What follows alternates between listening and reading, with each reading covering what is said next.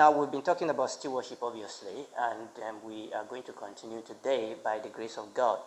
Now, this month, I've kind of had the opportunity to move around a little bit more than what I normally do around our various branches. And I'm telling you that for a reason, because in moving across the branches, I've been ministry on the team that I just kind of then put a sub-team on everywhere I go. So that's why I'm telling you this. So I've been ministering on a team, Hallmarks of Good Stewardship.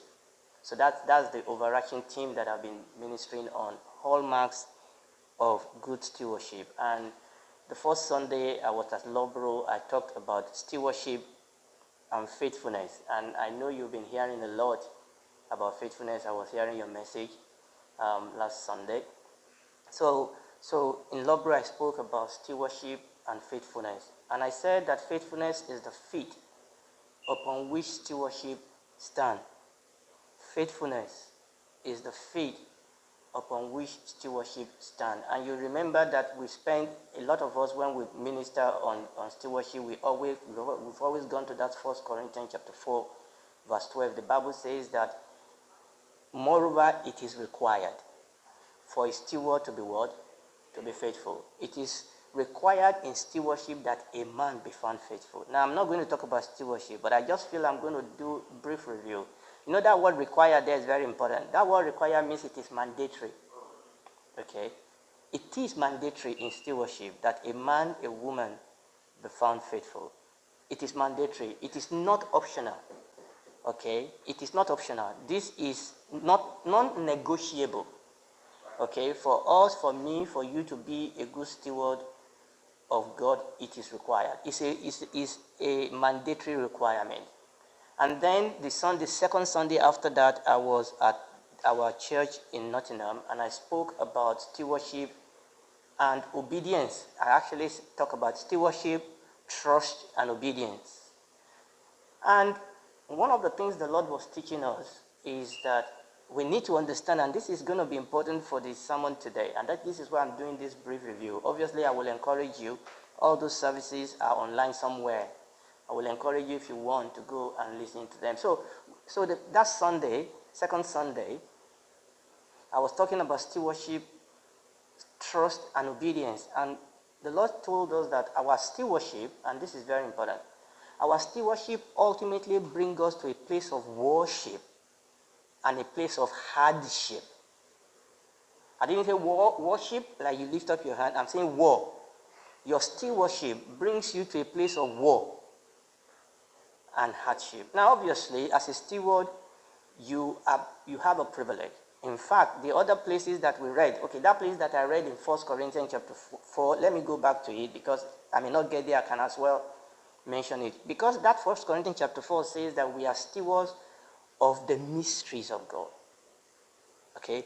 We are stewards of the mystery of God. I'm going to mention something about that when I go to the third. The Bible says that we are carrying something that is precious. And if you read 1 Peter chapter 4, it said we are steward of the manifold, many-sided grace of God. And you need to understand that by the reason of our position and by the reason of our relationship, your stewardship will bring you to a place of worship and a place of hardship. And that there's somebody that don't like you because of what you stand for and because of the blessing of God upon your life. So stewardship is a place of great privilege, but stewardship is also a place of great responsibility, and your stewardship will bring you to a place of challenge. And the good thing we're learning then is that the man for whom has called you to be a steward actually knew that your stewardship will bring you to that place, so he has equipped you. In your stewardship is also an equipping for you to overcome the challenge that your stewardship brings. And it was necessary for us to state this because oftentimes some people put their stewardship under wrap and key because they are afraid of the challenges that the stewardship brings them face to face with. And I was wondering whether that third servant that was given 1 talent was like that. That rather than, because look, when we said the master gave 1 5 talent and he traded with it, we need to understand that there was a risk involved in trading with the 5 talents you were given. It's not that they find it easy to gain another 5 talents, but they overcame the challenges and the demand of going to trade with the money. But the other one decided that the best thing is to hide it. And I've seen people hide their talent. I've seen people hide the grace of God upon their life because I don't want people to talk about me. I don't want, sorry? Oh, I'm not a pastor. Okay? And that was what the Lord was talking to us. And the question God was asking us that day is that what does it take to obey God in evil and difficult days? And then the Thursday after that, I was still at the Headquarter Church. On Thursday after that, I was talking about stewardship and diligence. The fact that our stewardship has brought us to a place of challenge, and the fact of our stewardship demands diligence. And one of the things the Lord was telling us there, that diligence actually have two prongs. It's two sides. That number one, diligence talk about your skill. But also, diligence talk about your readiness. You know, some people are skilled, but they are not ready. So we are breaking through that word that was used for diligence in the original word of the Bible. And we saw that diligence actually means you are skilled. But that skill in itself does not totally describe your diligence. But you see, some people are keen, but they have no skill. Thank God for them, because if they are keen, maybe we can train them, as long as they are teachable. The problem I have with some people that are keen is that they actually don't have they don't have a particular idea of themselves. Have you been when people go to So You Think You Can Sing or Britain Got Talent, and sort of these people think that they are the next singer, and they open their mouth and say, "Oh my God, what was that? Even I can sing better than that, you know." But some people are keen, but no skill. But some people have all the skill. They are not keen. But diligence means that you have the skill and you are applying, you are getting your hands dirty. You are keen, you are doing the job. So that was what we were talking about. And last Sunday, I was at Derby, by the grace of God. And we talked about stewardship and accountability. And that is where what I said before was very important, that your stewardship actually brings you to a place of power. We talk about stewardship bringing you to a place of war and a place of hardship, but actually your stewardship also brings you to a place of power. And that is where accountability comes in, so that we don't abuse and misuse our stewardship, because we will give account. As I was ministering in Derby last week, I just said, you know what, this week I was going to talk about wisdom. So actually I've titled today Stewardship and Discipleship. That's what I want to talk about today. But actually what I want to talk about is not just the whole discipleship. I want to talk about the necessity of wisdom in stewardship. The necessity of wisdom in stewardship. A disciple like unto his master. Last week in Derby we were talking about Joseph when we were talking about accountability. And if I move in that direction, I won't get out. But today we're probably going to shave it looking at David. Not really doing a study on David, but talking about the necessity of wisdom in stewardship. And I've gone through the other preaching I've done because I feel that they lay foundation for what I'm going to say. The necessity of wisdom in stewardship. And I think this is one of the things that we as the church need to be on. We are living in a very difficult moment now for Christianity, that we have to be wise. We have to walk in wisdom. Divine wisdom, because there is a devilish wisdom. There is a fleshly wisdom. There's a secular wisdom. I'm not talking about secular wisdom. We need secular wisdom for what we do. But in the things that we do, we may want to fulfill divine, work. We may want to fulfill divine agenda by using human method, or by using wicked method, or by using devilish method, and it's not going to work.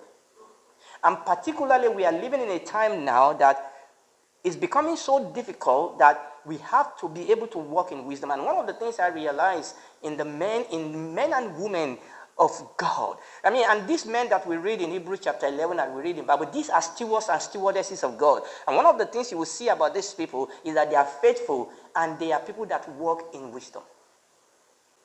Let's read 1 Samuel chapter 18, and I will read the first 5 verses. 1 Samuel chapter 18. I will read the first 5 verses. 1 Samuel 18. And it came to pass when he, David, made an end of speaking unto Saul, that the soul of Jonathan was knit with the soul of David, and Jonathan loved David as his own soul. And Saul took David that day and would not let him go no more home to his father's house. Then Jonathan and David made a covenant because he loved him as his own soul. And Jonathan stripped himself of the robe that was upon him and gave it to David, and his garments, even to his sword, and to his bow, and to his girdle. And actually, all those 3 verses or 4 verses I've read, I just read them for context. So here, David has become overnight a celebrity. I mean, he was already a good steward for God anyway. Nobody knew him then because he was already killing lions and bears and protecting things. God was already working in the life of this chap. He was a steward of God's anointing. God's anointing was upon this boy. And understand that he's been anointed as king at this point. This is the king in waiting. David was carrying something. There was a responsibility that David was carrying. And also he was also brought into a place of privilege. Okay, so now he has killed Goliath. And what we see here is that suddenly the son, the apparent the apparent heir to the throne, Jonathan, suddenly for whatever reason, his heart was knitted to the heart of this boy. And what we saw them doing here is they were making covenant. Also, the king himself decided that David is not going back home. That David was becoming an adopted son of the king. Obviously, before then, he used to come and play for him and go away. But now, it's as if the king, by a fiat law, was adopting David into his household. So this was privilege. But verse 5 is where I'm going. Verse 5. And David went out whithersoever the Saul sent him. The next phrase is what I'm after. The Bible says that, and David behaved himself what? Wisely. And David behaved himself wisely. And Saul set him over the men of war, and was accepted in the sight of all people, and also in the sight of Saul's servant. Listen, this was precarious. Can you imagine? This was a very young boy. Can you imagine a boy of 17, 20 years being set over the men of war? Men that have been men of war. I mean, suddenly this boy was promoted. Suddenly this boy have authority. Suddenly this boy carry power.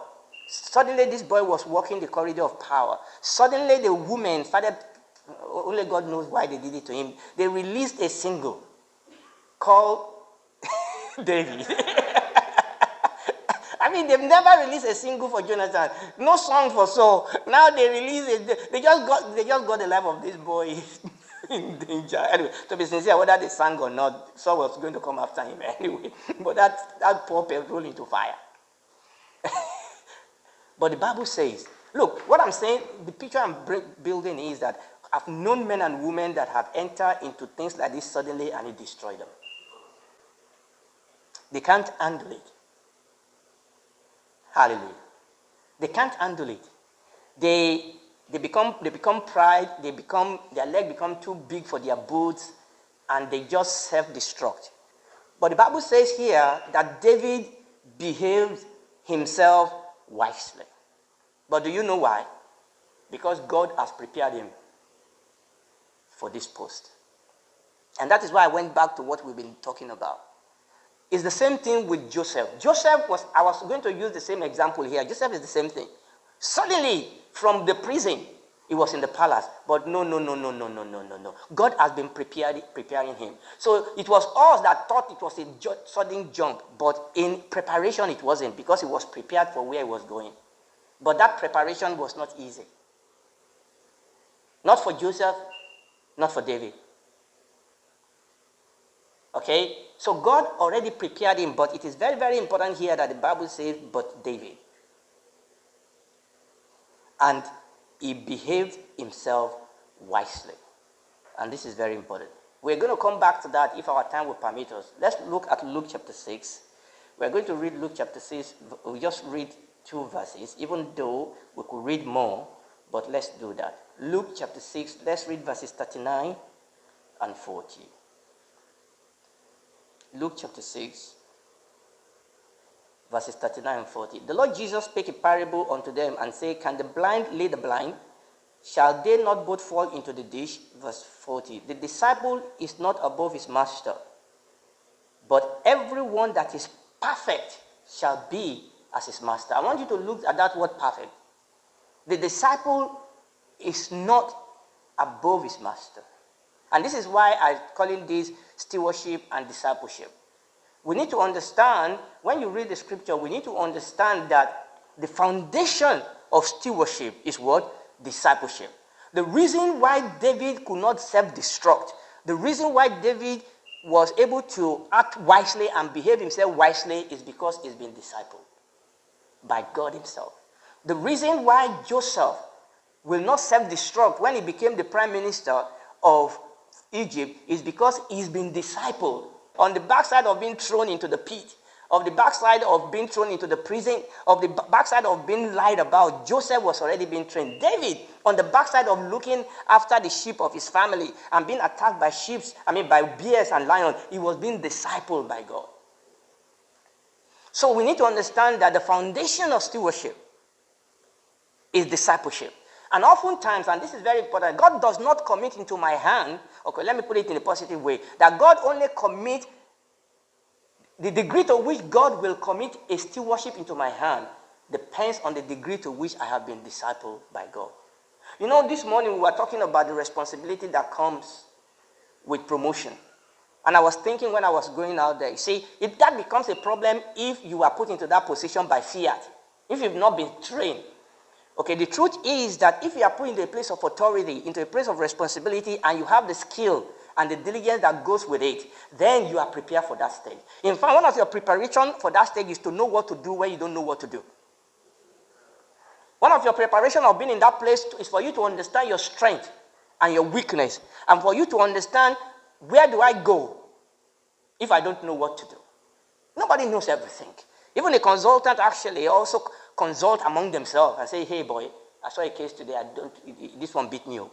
This is why oftentimes we are asking God, you see the problem is that oftentimes we are asking God to commit things into our hand, oftentimes it's because of what we want to get out of it, by the way, which is not the whole purpose of stewardship, but that by the side for now. But oftentimes we are asking God to commit things into our hand that we are not yet prepared for, or we have not allowed him to prepare us for.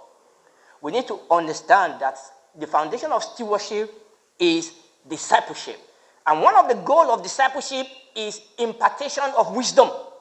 Who is a disciple? A disciple is one that has come to be like the master.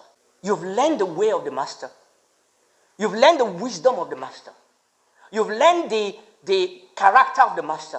You become like the master. And that is why I read that Luke chapter 6, verse 40. The disciple is not above his master, but everyone that is perfect shall be like his master. I want to look at that word perfect there. You know, that word perfect is very, very important. That word perfect means to adjust. I'm talking about the perfect in the original word. That perfect, he said, every disciple that is perfect will be like the master. That perfect means to adjust, to put together, to restore. And it's interesting, actually, he gives two types of illustration. He said that word perfect means it's like when you mend a broken net. Or, he said it's also used in medical times when medical people put a joint that has been dislocated and put it back in place. And that is what happened when we are discipled.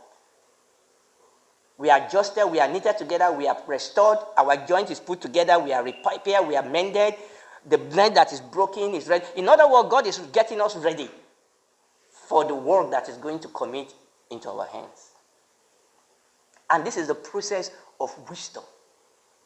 A disciple is one that has learned wisdom from the master. So the disciple is a disciple who perfectly understands the rules, see the example of his master, will think it is business to tread exactly as the master step, to do and suffer on like occasion as his master did, and so it will be like his master. So when we want to talk about stewardship and discipleship, we need to look at the master himself, because he was the steward par excellence. He said, as the Father sent me, so what? Send out you. And you will see how the Lord actually fulfilled his ministry, being accountable to his Father. And that is one of the reasons why we are talking about this today, looking at discipleship stewardship, and discipleship. Looking at the issue of wisdom, looking at the necessity of wisdom in stewardship. Now, before I go on, because this is very, very important, you know this Luke chapter 6, verses 39 to 40 that I've read. Let's go to Matthew. Now, I'm not going to read Matthew, but I just want to show you something. Let's go to Matthew chapter 10. Because that same verse was actually repeated in Matthew chapter 10. Now, if you start reading from verse 16, we're talking about Matthew chapter 10 from verse 16. Yep.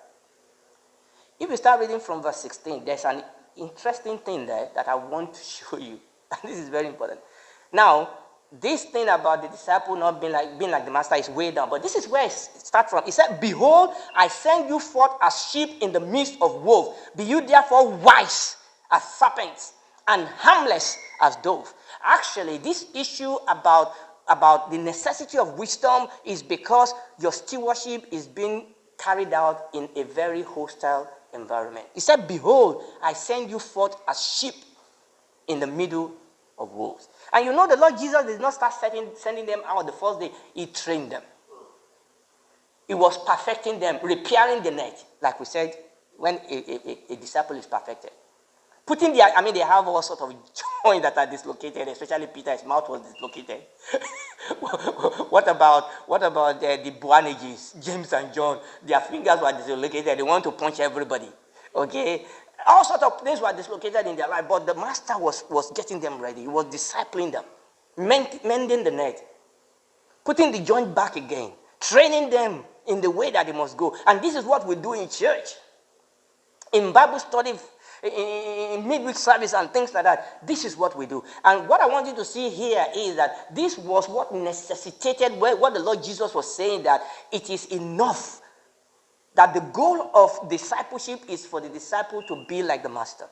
And I see this in the life of the stewards and the stewardesses that we see and read about in the scripture, that these are men and women that have been trained of God, that have received training and have allowed God to lead them.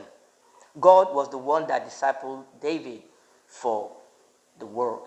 And when we read Matthew chapter 24, verses 45 to 51, I'm not going to go there. You know, when he was talking about the servant that the man put in charge of other servants to give them their due in their due course. He said, happy is that servant when the master come and find him so doing. He will call him the faithful and wise servant. Faithful and wise. So in discipleship, in stewardship, wisdom is very, very important. I would mention that was what we see David did. And when you go to Colossians chapter 1, verses 9 and 11, and I'm going to maybe finish with that in a second, Paul there was praying for wisdom because it is necessary. Wisdom is also a necessity in our stewardship. Listen to me. Two Christians can be, okay, what am I saying? Let's take a Bible example. Look at how Daniel maneuvered and his three friends maneuvered their way in Babylon. Number one, they said, you have to eat the king's meat. Daniel can say, over my dead body, he will be dead. And I say, yeah. No. I mean, there are times when we have to do that. But oftentimes, we suffer unnecessarily because we don't act in wisdom. And this type of wisdom, I'm talking about the wisdom of God that God gives us. I'm not talking about manipulation. I'm not talking about scheming, and that is the problem, that we have missed it up. The Bible talks about the wisdom that comes from heaven. And the Bible says that Jesus is our wisdom. God is wise, and God gives wisdom.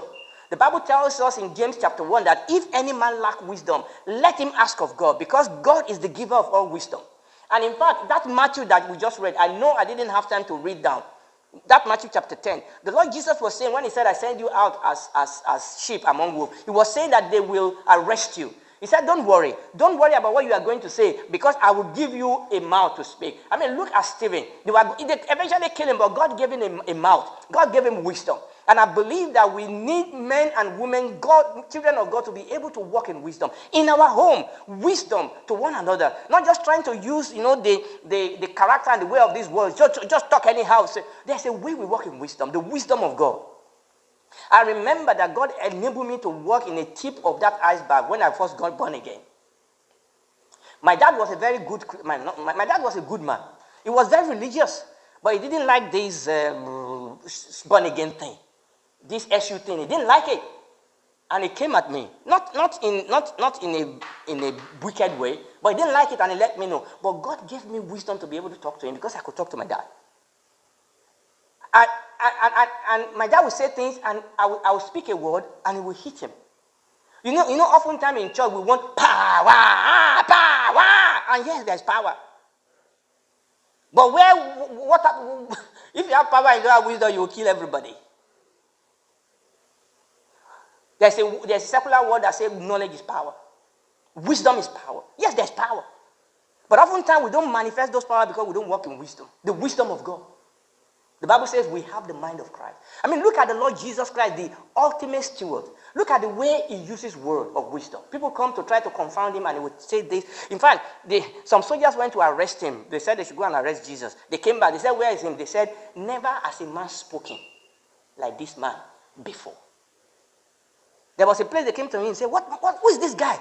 What type of wisdom that has been given to him? And I believe that we need men and women that will walk in that level of wisdom.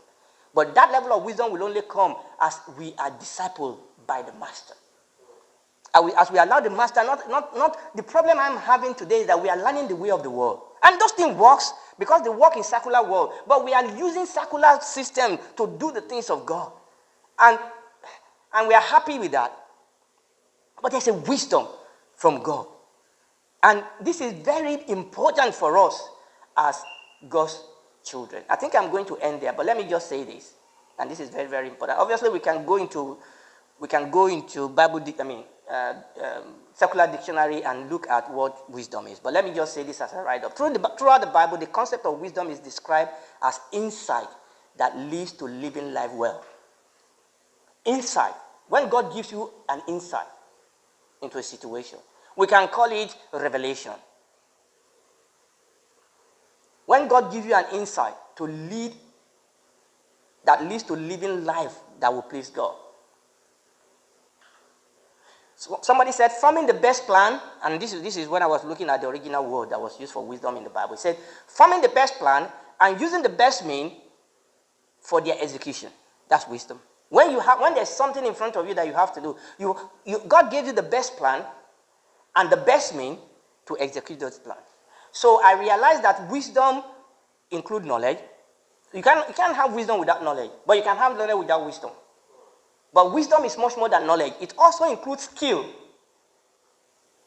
and practice. So you have that knowledge and the ability to apply that knowledge to make a difference. And also the readiness to get your hand dirty. You can see we are going back to what I told you about diligence.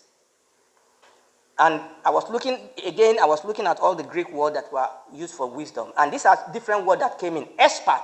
To be wise is you are skilled, you are expert, you are learned, you are prudent, you are circumspect, you have insight, you can comprehend things, you are intelligent. But listen, you can see that there is that intelligent part of it, but there's also that behavioral part. Wise men are usually very quiet. And we must do this. And that is why James was saying that if any man lack wisdom. And when I study the Bible, it must increase my insight. I must increase in grace. I must increase in wisdom. Let's round up. Colossians chapter 1. Let's finish here. From verse 9. Colossians chapter 1. And this was Paul praying. He said, for this cause, we also, since the day we heard it, do not cease to pray for you, and to desire that you might be filled with the knowledge of the will of God. How? In all wisdom and spiritual understanding. And this is very, very important. That is not just about learning the story.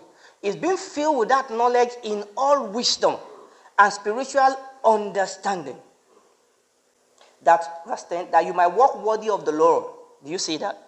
That you might walk worthy of the Lord. That is the end purpose. It's not so that I can save my skin. Because sometimes, actually, walking in wisdom and spiritual understanding may mean that you have to pass through the shadow of death. May mean that you have to pass through tough time, but you have wisdom. You know that this is the best plan to fulfill the will of God.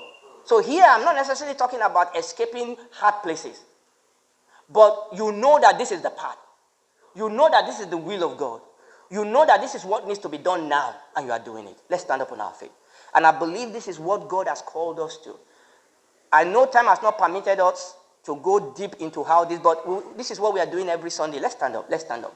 This is what we are doing every day anyway, that we are going to grow. The Bible says the Lord Jesus grew in wisdom and in favor with God and with man.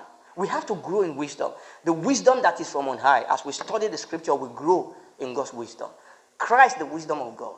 And as that wisdom is there, we begin to experience the power of God. I realize that the greatest need we have is not power. The power is always there. It's the wisdom. Electricity is here. Electricity has always been there. Can we tap into that electricity? And I believe that that's what has been the problem. And as we begin to understand that this is what we need, we begin to pray for it, we begin to work for it, we begin to wait upon the Lord, and we begin to grow in wisdom. Father, we give you praise.